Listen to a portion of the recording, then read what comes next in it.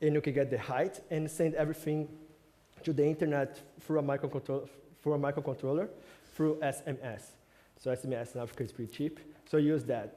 So that's one example that what this network, what this technology, what this summit does. But, so that's one of the products I just told, the mobile child monitoring. So some slides about that. But this summit started 2007, and there was just summits, just July that happened, or just in December, just 1 month summit, 2 month summit. And one of the problems that we work about social impact is how can you keep the continuity of the project, how you keep the project going and project coming and keep going. And from this moment, IDDS became IDIN. They call International Development Innovation Network. Is an international network that work with this kind of project and become bigger than just the summit. And together with this, I like to say about how you can go up in the design process. So if you think about this summit, we work a lot with design to and design with. What I mean when I say design to, design with. When I say design to, so I get some pre-requirements, I talk to some people, I came into my place, and I produce the technology, and I make the project. And after I return and give the project. So I'm doing a design to someone. But when I tell about design with, I get people from the local culture, and bring them to the design process to produce, to make the technology, to make the solution. And they also co-create the solution us. So we create the technology together. But I think the most impactful, our belief that the best way to really regenerate impact is design by, when we don't design together, but we teach the design tools, we teach the maker movement to people, and they can produce their own solutions. And we believe on that. And if you think on this way, together with the container idea, a lot of names start to come for our mind. So you think that we could do a place inside of a local area, in our case, in our favela, in our community, that could keep doing this project happening, that happens in the summit, or better than that, could do more projects, could instigate, could decrease the energy to produce more projects. So all these names came to our mind: Tech Space, Hacker Space, Innovation Center, Favelas, Makerspace, all these letters. And we realized that what we need is some community space to build whatever they want, what they want to build, right? Or better, what we want to build, because today I'm part of the same community, I live in the same community. So on this moment, I need to talk about this woman. So her name is Leah. She's the leader of the community where we work today. The name of the community is Vila Nova Esperança in Portuguese. We can call in English New Hope Village. It's a village of 600 people, 600 families, 3,000 people, and small village. And when we started to think about that idea, how can we build this place inside of a favela, inside a community in São Paulo, that could support projects, that could instigate more projects. And we realized, we started to talk to some favelas, with some community members, with some associations, some leaderships, and we met this. And today we say that they choose us to do the project, and not we choose them to do the project, because we are the same, like we are on the same place. And she's a strong leader in this community. So here you can see the first sign inside the community. You already can see the roads behind. The roads, all the roads inside of the community like that. And so she has worked for the last 3 years, for the last 10 years, being leader of the association, the community. And when we start to talk to her, the first time that we start to talk to her, we start to do some questions about, hey, how can we work together? Like, what do you like? And she started to say, I like handcrafts. The community members like handcrafts. The community members like learning by doing. But maybe what you can do, how you can keeping work, or you can have more ideas. And she said something about maybe we could do a project incubator, because I talked a little bit about what he did, just briefly. And she said something about do new projects inside of the community, do greenhouse, they want to do ecological village inside. So we keep it talking, and she came with the Social Technology Center. Good. So the community already has an idea, the organization, that they want to do something similar about what people from outside want to do. So it's not something that just people from outside is coming and doing inside. So there is some synergy. There are some goals in the point of view. There are some visions that go at to the same place. So we find a match, right? So there's the two sides that maybe has the same vision, is a little fuzzy yet, but maybe they can work together. But the good thing about start this center, and that's the logo of the centers, Innovation Center Vila Nova Esperança, it's how we start to do things. How we can give the first step to do something. And I can say that we spend 3 months, 4 months, just create a relationship before to do any hands-on activity, before build anything, before implement anything. And to do that, we did emails? Maybe not. We did meetings? No. We did conversations? Not a lot. I gave lectures? No, they don't care about lectures. I called them? No. What are like the main good ways to start to work in hands-on activities of that? What I mean with hands-on activities of that? Don't talk a lot about what you want to do. Don't make a lot of projects, but start to work together. People, when I say work, is work with hands-on activities, like do some things. And in this case, they have a big garden inside where they like to crops, they like to, where they got their food, and at least once a week or once or 2 weeks, we came to there and stayed together, then working. And okay, you have a heavy tool to do.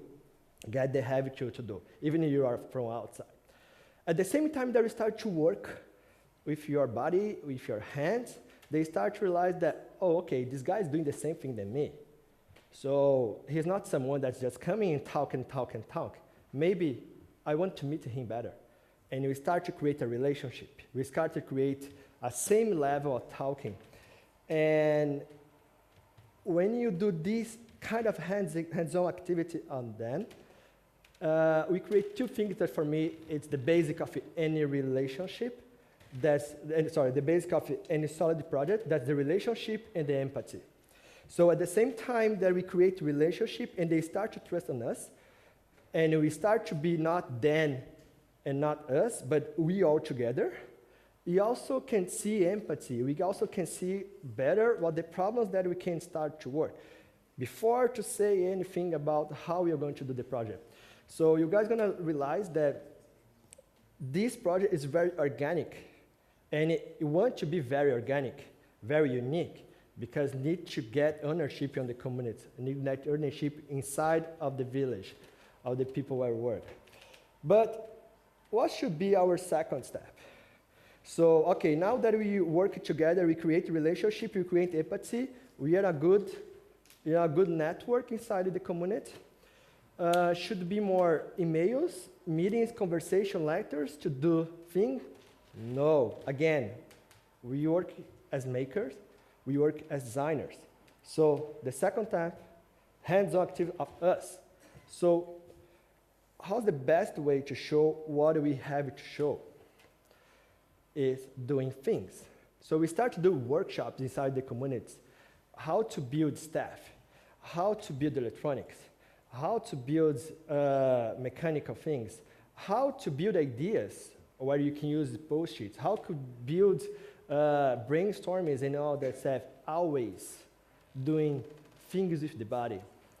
And the good thing about that, so that's one of the pictures about we did. In the picture of the middle, okay, we need to finalize with a barbecue because they like this kind of party, and we like that party. It's always good to keep the energy growing. But the good thing, we brought some hands-on activities from us, they kind of show test knowledge.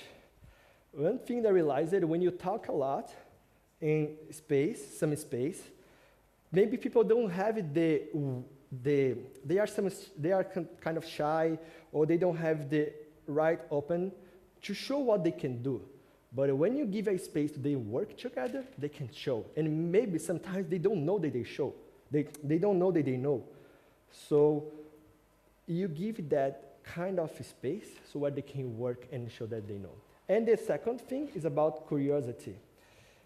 Curiosity is the first step to get engagement, to get momentum for the next step. So after 3 months and 4 months, we work with that, we get 4 words. The first word is a place to start the space. And that's a good story because, I don't know, anyone knows here about the word combi? The Volkswagen combi, right?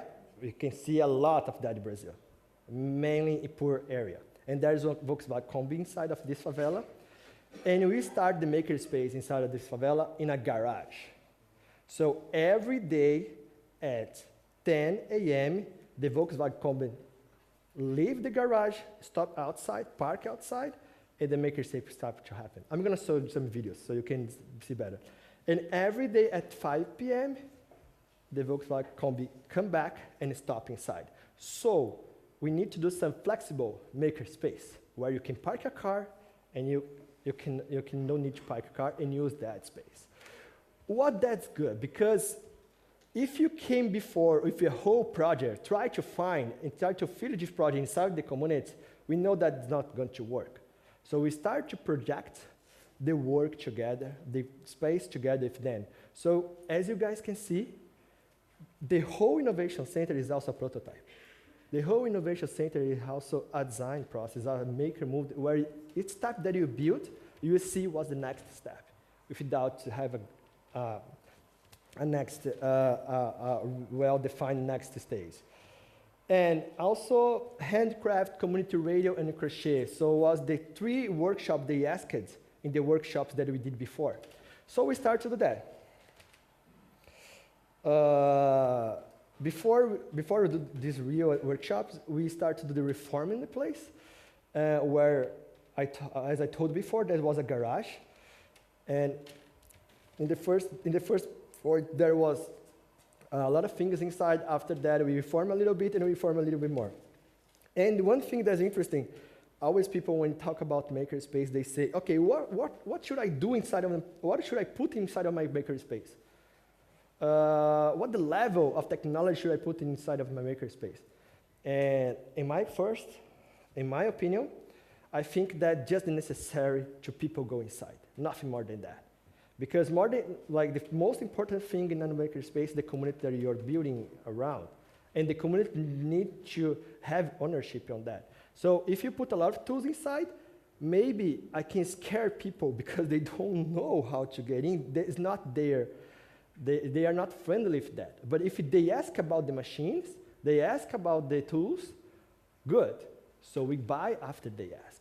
So as I said before, 3 projects we start, right? So that's necessary to open. And we did do that's necessary to open. So in January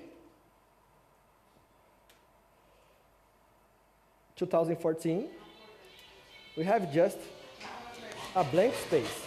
Without nothing, without tools, some basic tools with a table, some garbage around, but that's not garbage, that's sustainability, because we can use that to do projects. Some women doing workshops in the front. They were doing the handcraft workshop, as they said before. Some of them already started the radio community projects inside. And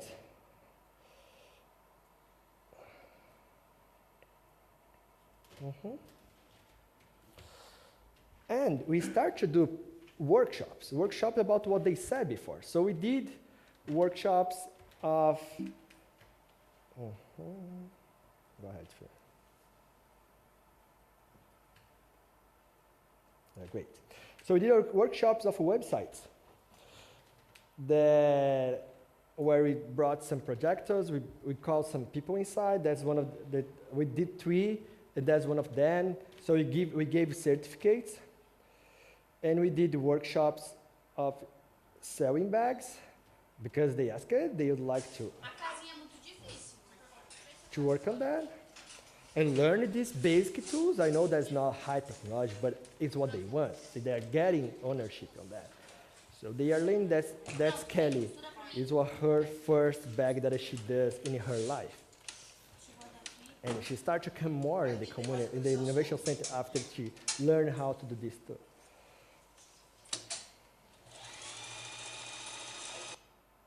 Good. Vai.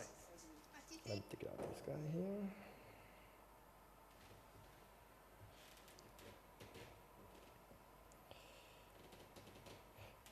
And we did more workshops. We did workshops of electronics, where we called the people around the community and we taught them welding, we taught them glue, we taught them how to do lanterns, how to do lights, how to put lanterns in the mirrors, how to put lanterns in their bicycles, so all that stuff. But we realized one thing. We just just open the workshop, the hour space in the workshop times. So the space don't open every time, don't open 24 hours per day. We use it to open just the time of the workshops. And we realized to projects keep going, to projects keep happening, we used to need to open the space 24 hours per day. And we start to get a staff for that. And this guy, his name is Tempei, and he's a maker like with good hands. And because we start to open 24 hours per day, new projects start to happen. So that's a low-cost solar water heater that we have in one of our communities. So new ideas start to come. This is Celsius, it's not Fahrenheit. So that's so what we can see. More projects here. That didn't work well. So the community radio, as we said before, we brought people from outside that could figure out this community radio. So just to tell a little bit about this project, the most favelas in Brazil, the internet's pretty bad. 3G, it's pretty bad. So that's the one guy, he knows how to hack internet connection from outside of the community. So he puts a kind of antenna, and he made a wireless connection, a closed wireless connection in his community, in our community. And you start to use this to broadcast radio through the wireless, because in Brazil, if you wanted to build a radio, you need to get license from the government, and that's a huge time, that's expensive, you need to have the project. So if you use the 2.4 gigahertz, that's the wireless connection, we don't care because the government, it's open for that. So start to use this wireless to do the community radio. And at the other point, we put speakers. So here they are testing some speakers and broadcast from this computer. So projects start to happen after that. And that's one of the project I like it too. It's a micro lantern. It's pretty easy. Happens inside. You guys gonna start to see that the project inside is pretty simple, because it's what they do. It's the way that they think. It's the way that we think.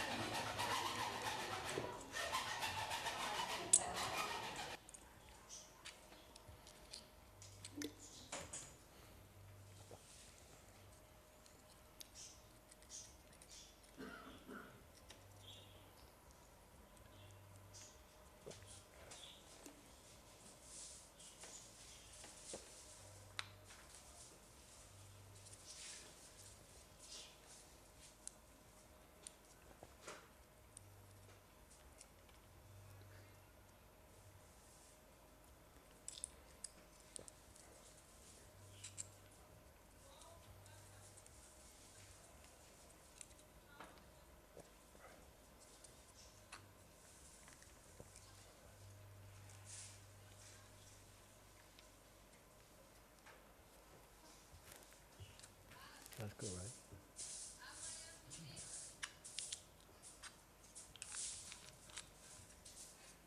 Here we go, right? So cheap. I really like this project. So it's cheap, it's sustainable, and it's good because every time that happen a project like that inside the innovation center, you can see in the other days everyone using, everyone building their stuff. Because one children or one dad or one younger came into the space, built and showed to everyone. And they start to spread. And they start to say, oh, I want to build one, I want to build one, I want to build one. And that's good because bring our own technologies, bring people from our own place. But we know that if in this beginning we should do some 3D printing or some laser cut, we are not building our community yet because it's too far from the reality. So we need to step by step. It's slow, take time, but you know that we are going. We know that we are going to the front and keeping the process. So also, stereo radio, they start to do inside. So get like boxes and they put all that stuff behind and they put in the car. Oh, sorry, I put one side. So it's stuff behind the speaker. So we put a little design, and that's Marcio. He's really good and work if you would, and together with campaign and also with electronics. And we also to do technology to do technology, right? And we build like lathes to wood using local materials. So that's a lathe that you can start using a driller. And this sense, you just use,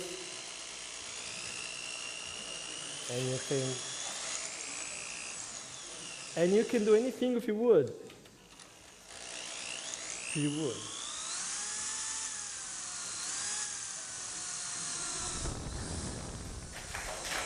That's good, right? I like that too. It's easy to build this stuff. It's easy to build the technology, and also just stop that. Let me stop this.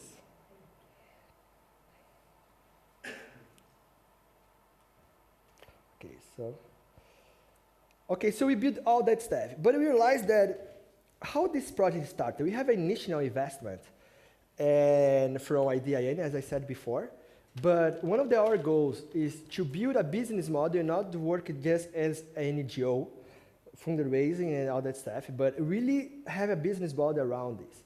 And one of the things that for us was really impactful, in the beginning of this year, we got to be selected, or we got to come for a new network that has been amazing. That's the GIG, the Global Gather Innovation. Yeah, so that's the picture. And we stay like 2 weeks in Berlin. Just think about, in our goal, like in our vision, how could do this more sustainable and not just think about fundraising, not just think about energy and all that stuff. And we got really good insiders, we got really good connections on that. And today we are close to our business model, to our sustainability. We are providing course of social innovation in São Paulo to richer high schools. What happened? I don't know if you guys heard about it, but Brazil is one of the country with the bigger gap between richer people and poor people, like it's a huge gap. So some people live across the street, they have a lot of money, but they never went to a favela or to a community.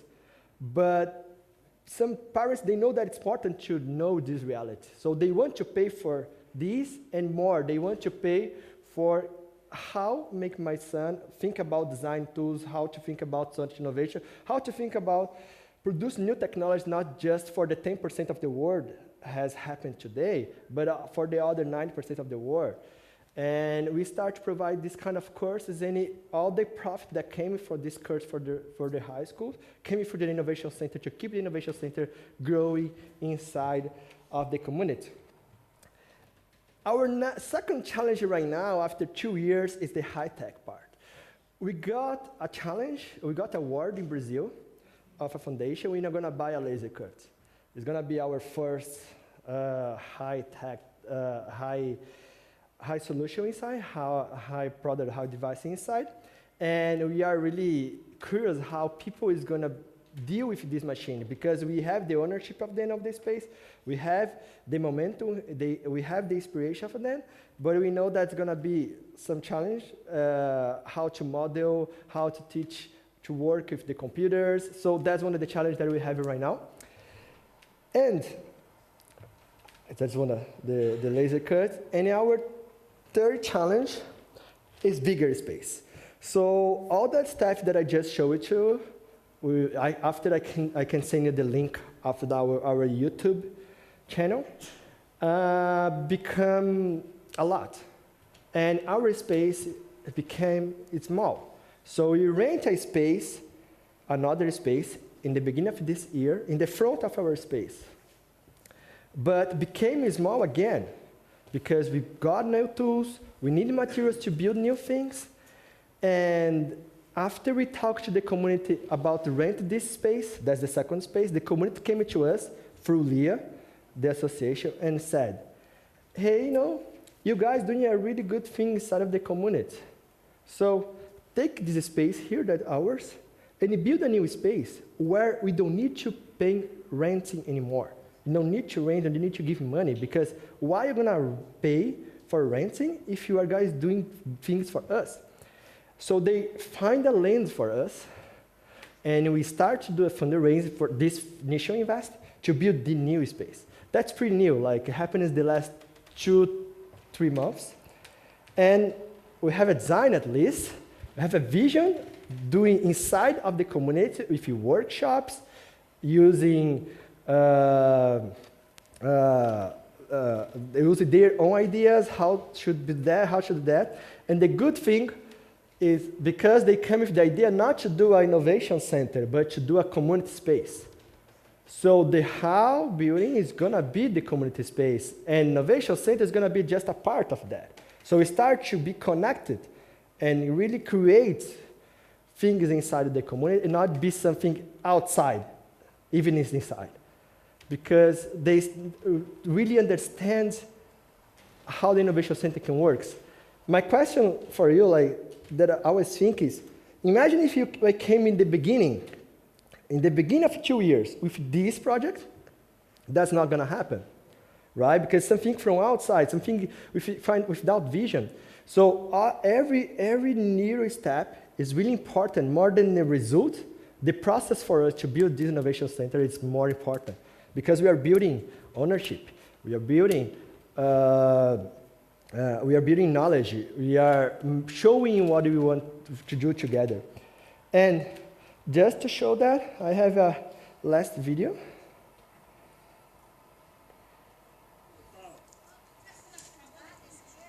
So that's the space, and we start to work that. There's nothing, I know. It's gonna be a long journey again, but we are excited for that.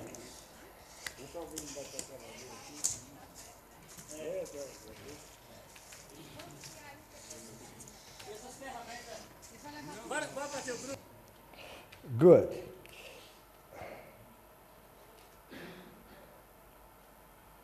Go ahead. So we know that just beginning, we know that we're going to start another story. Right now, I hope in the future I can talk again, or we can speak, and we can have that whole building, or at least half of that building, or at least nothing. But people are still working and produce their own technologies. So I know that I finalized a little bit early, but thanks so much for coming here. Okay.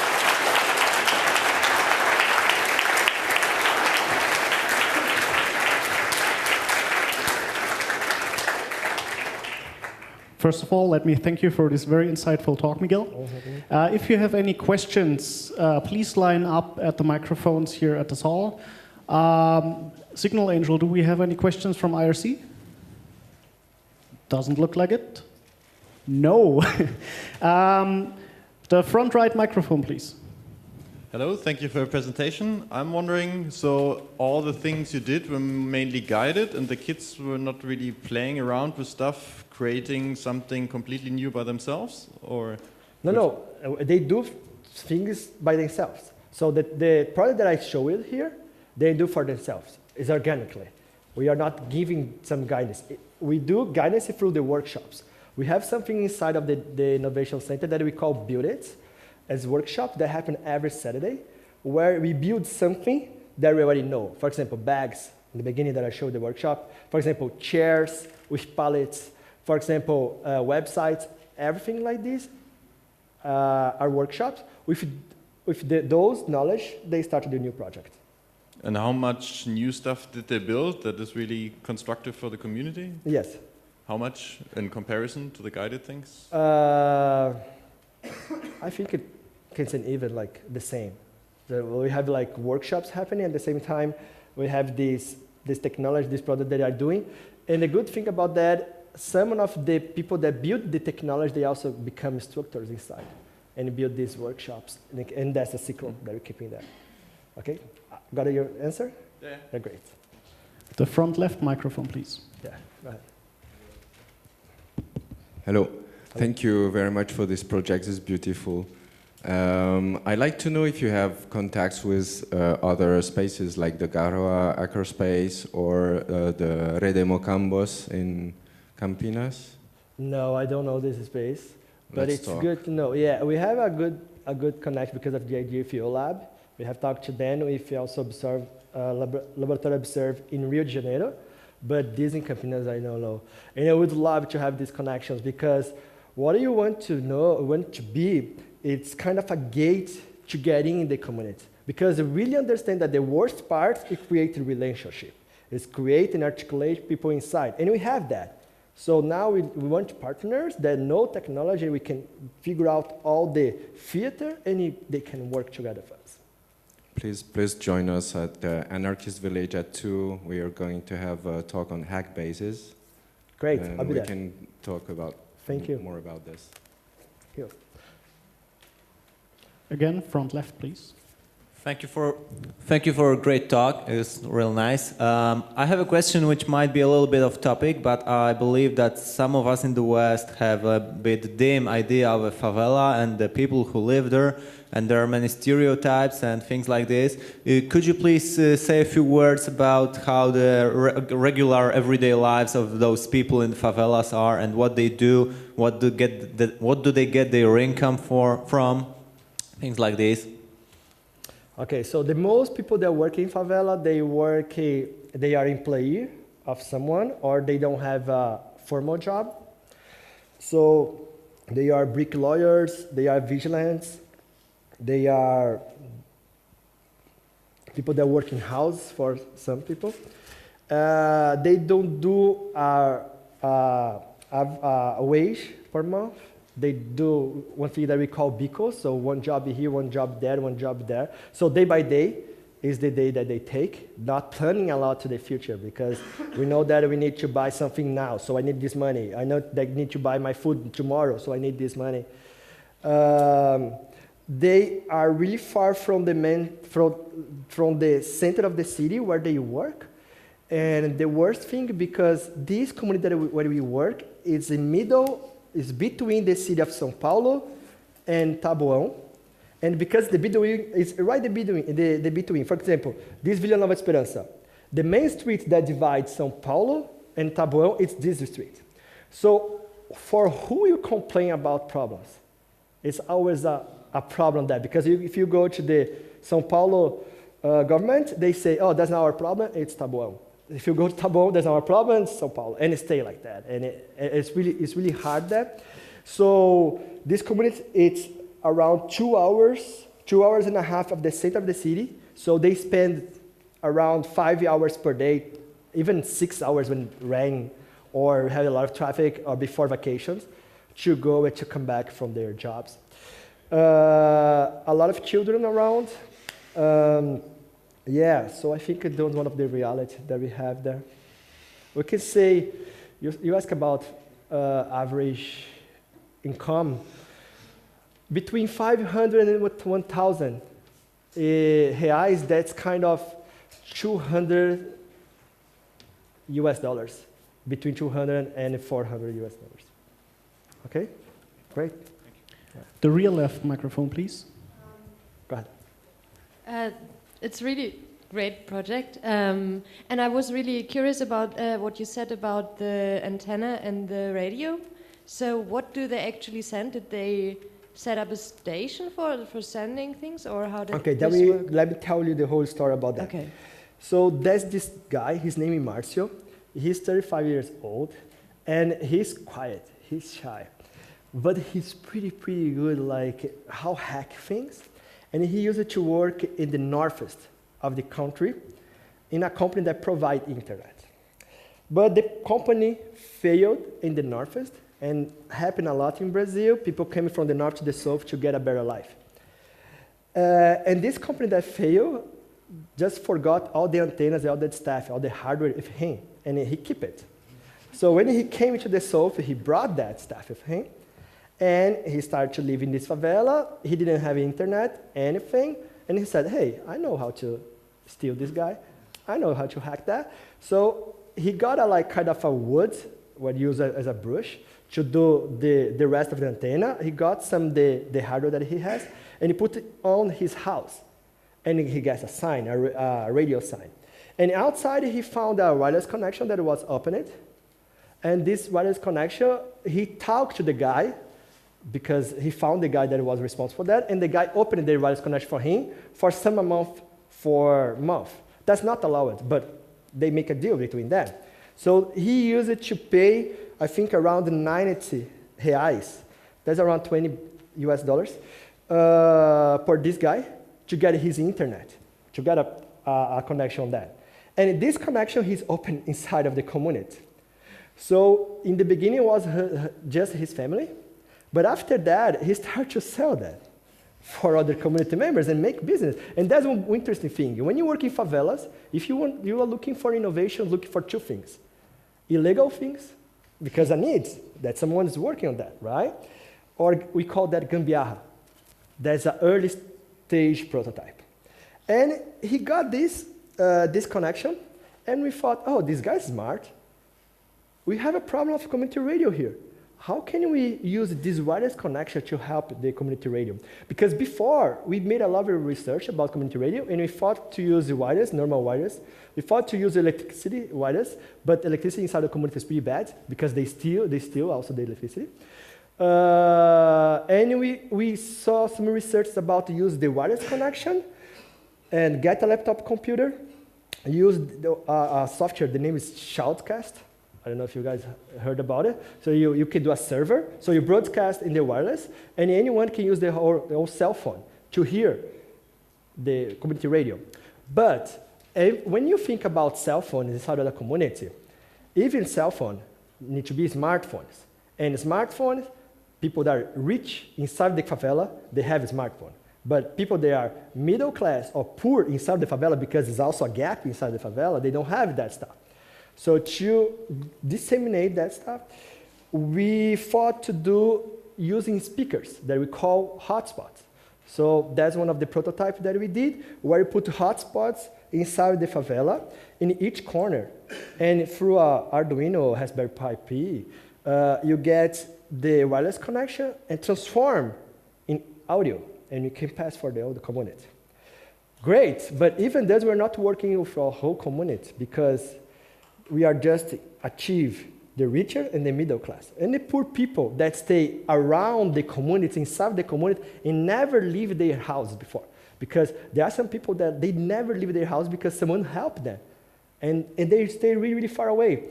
They just has that FM radio, really old. So using the same Raspberry Pi, it was possible to produce a FM sign, getting the wireless connection in a small potency, a small radio potency that's not illegal for the government, and you can pack in the whole community. That's one of the stories about the community radio. Awesome. Okay? Good. The front right microphone, please. Yes, I'm wondering what is the ratio of kids, and then if we're maybe talking about adults, about the male and female ratio as well, because I'm not sure how many people actually have to work each day, and so they do not have time to go into the makerspace, or after work they don't. In the community or in the innovation center? That's different both. things. Both of them. Okay. The most women that live inside of the community, they are between 20s and 30s. Okay, so something like that. Children have a lot of younger children because the community is a little younger. So this community was born, I think, 30 years ago. It's not old community, old favela. But inside of the innovation center, the average we have more between 12 and 16, right? And they are women, they are men, that's this kind of the same. But we have this kind of workshop focus on adults. So one thing that I realized is that this from 12 to 16, they like to come and get new energy and do things, but they don't do things for longer. They don't do things like long projects. The adults, it's harder to instigate, to motivate, but when they get motivated, they can do projects longer. For example, the community radio is one example, the internet radio is one example. So we don't need to do the workshops for the younger, the workshop focus on the adults, because we really need to call them. And for the youngers, it's more organic. They just come and start to build stuff. You know, have someone there to teach them the tools and all that stuff. But what's the ratio in the numbers? How many parents, how many adults do you actually engage in comparison to the kids? By numbers? Between parents and kids. So we can say that we have one parent to around 3-4 kids. Okay? Something like that. Cool. Are there any more questions? None. Well, thank you very much, Miguel Chavez.